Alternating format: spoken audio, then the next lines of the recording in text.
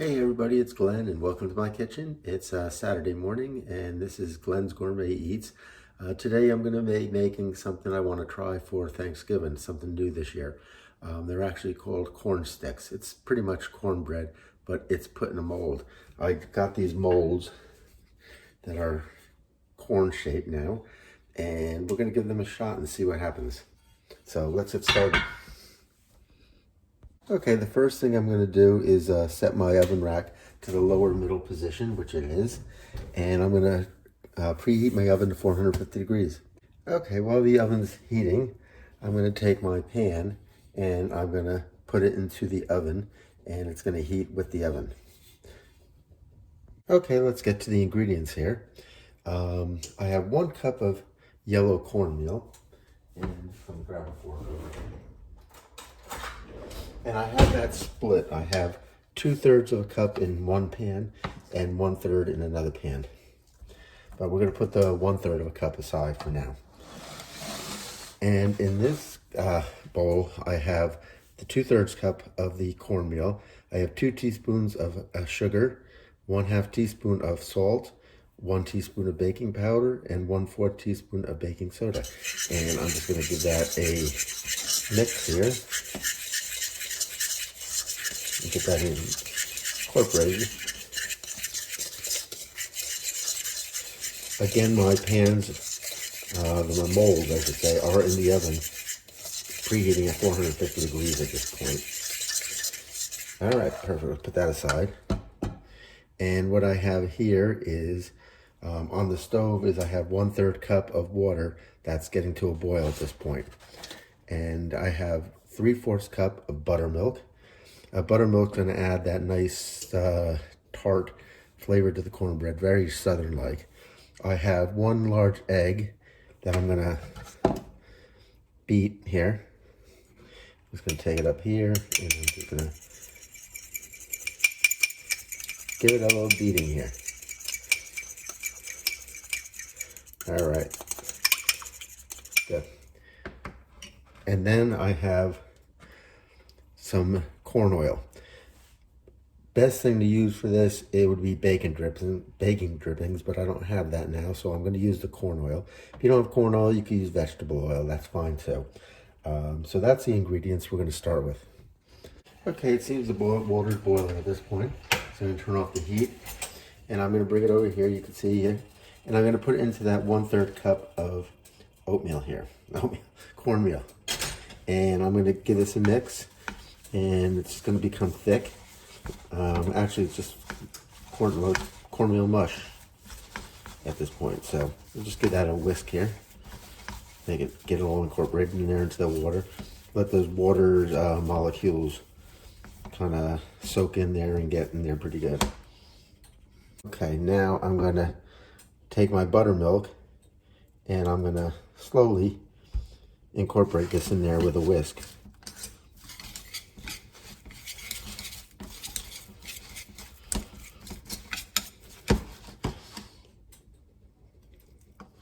Do a little bit at a time. Want to get the, sorry about that.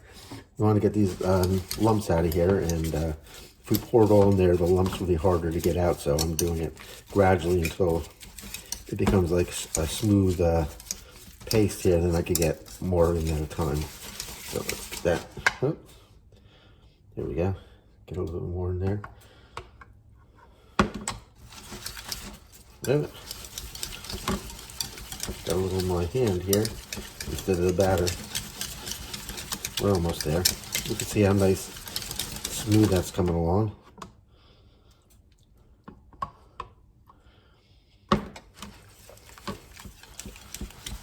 Here we go.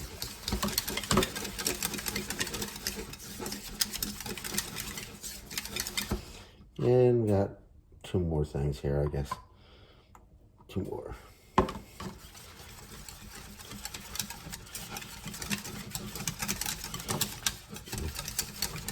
Good, it looks like it doesn't have many or very little lumps in there, so let's get this last bit going here. And I'll get that in the sink. Get a whisk.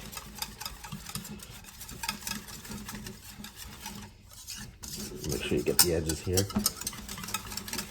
And like I said, once you see that that's fairly smooth and there's no big lumps in there, we're ready to go. Okay, now we're ready to whisk in our egg.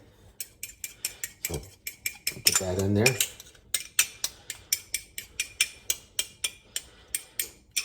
Good.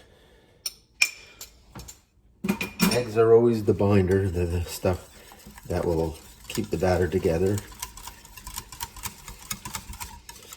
And once I get that nice and incorporated, we're good to go.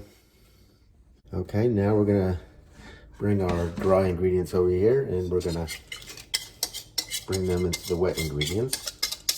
Bring the wet ingredients into the dry ingredients, I should say. It really doesn't matter what you do here, but you just want to incorporate these two. Trying to get all that good batter out of here. There we go. And the bigger thing here. And what I'm going to do is I'm going to stir this and kind of fold this in just so it's incorporated. There is recipes out here that use actual canned corn in there. I think that would be good too, but I'm going to try this one out first. I kind of find all my recipes on the internet, and then I get like a bunch of them, and I add and subtract and kind of make my own recipes using different recipes, and like one might use butter, one might use oil, so I'll use the oil from the one or the butter, I don't know. I just kind of put them all together somehow. So once it's incorporated, you don't want to overmix here. You just don't want any streaks of cornmeal in the batter. And I think we're good to go here. Okay, now we're going to remove the pans from the oven. And this is where you want to work fairly quickly because you want to keep these pans hot. So let me make sure I got all my stuff in order here.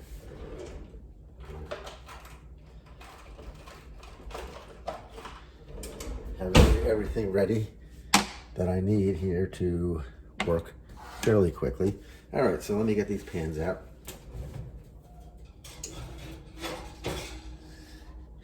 Be careful, these are scorching hot. Like I said, they're in a 450 degree oven, and you can see how hot they are. Okay, so what I'm going to do is just take a little bit of my vegetable oil. Again, I said before, bacon drippings would be the best, but I just want to brush these into the mold. Just a little bit. You don't need a lot. You get a lot in there, just transfer it to the next one.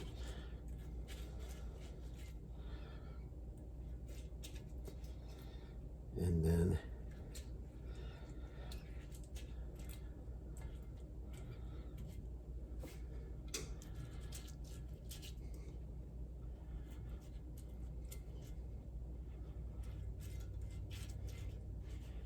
all right, these things are on fire.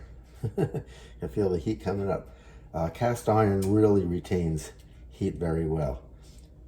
Unlike a regular pan, these things will hold on to the heat for a long time. So like I said, if there's any puddles in there, just work them out. You can actually take a paper towel and kind of sop them up. I'll show you with that real quickly.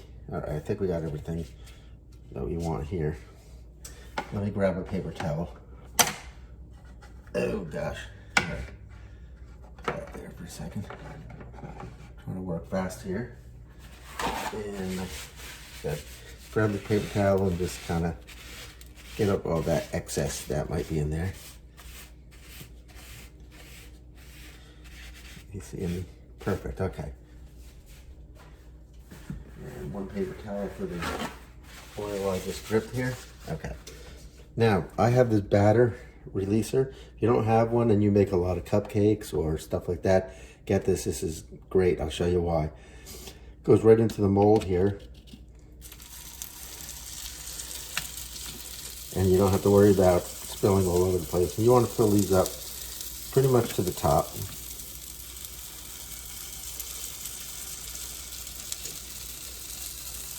I don't know if I'm going to get 2 molds or 1 mold out of this.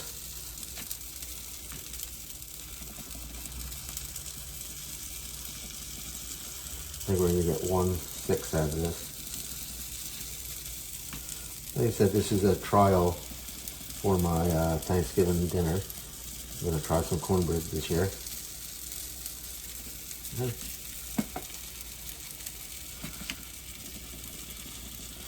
said, this is good for pancakes, cupcakes, anything you can make in a mold. I think we're only going to get 6 out of this one, but that's all right.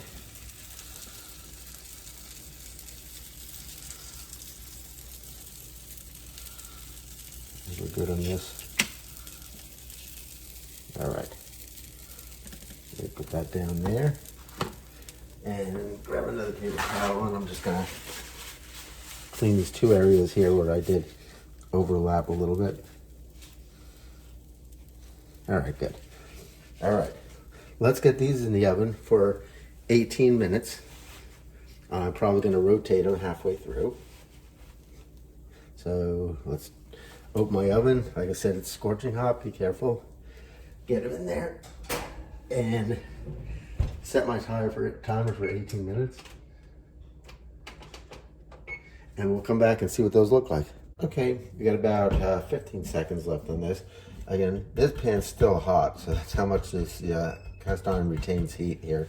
So I'm gonna get these other ones out of the oven, and we're gonna get them turned over pretty quickly here. So as soon as it beeps here, we'll be ready to go. All right, let me get these out.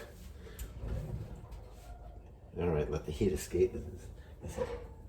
And I'll put that right there. Those look great. They rose pretty nicely.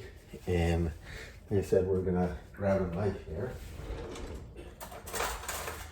And we're just gonna try to loosen these up a little bit here and pull them out. There we go. Get this out. Get this one out. These look like they came out great. They're a little bit more crunchier than cornbread. They don't have that softness to them. They're corn sticks, not cornbread. They're pretty much the same recipe, but because they're a little bit more of a crunch to them. That's so. All right, let me see if I can get a paper towel here. Grab one of these and show you. It looks like so. Got the corn mold on it. It looks like corn. It's a corn stick. If you have any questions, let me know.